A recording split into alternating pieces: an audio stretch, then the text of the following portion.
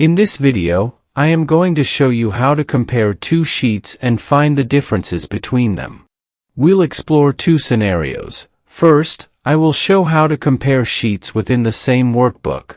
And then, in a follow-up video, I will show you how to compare sheets in two separate workbooks. So, if you have not yet subscribed to my channel, please consider subscribing and hit the notification bell, so that you get notified when I upload the video on how to compare sheets in two separate workbooks or new Excel tutorial videos. Let's get started. Okay, let's start by comparing sheets within the same workbook. On this workbook, we have two versions of customer data. And now, we want to compare version 1 and version 2 to see what has changed. The first thing we want to do is display both sheets on our screen simultaneously. To do this, go to the View tab on your ribbon and click on New Window. This creates a second window displaying the same workbook. Now, to view both windows side by side, go back to View. Select Arrange All. Choose the vertical option and click OK. On the left side, display version 1. But on the right side, click on version 2 to display it. Both versions can now be seen simultaneously. Although they may appear identical at first glance, there are differences between them. To identify these differences, we'll use conditional formatting. This feature allows us to highlight cells that have different values.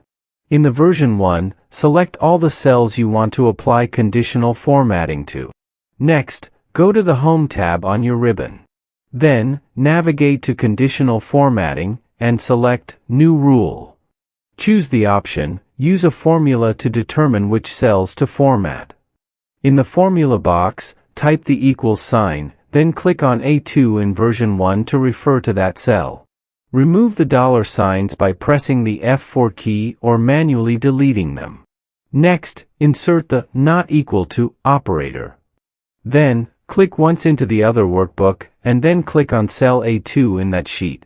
Again, ensure you remove the dollar signs here as well. When the formula evaluates as true, we want the background color of the cell to change from white to yellow.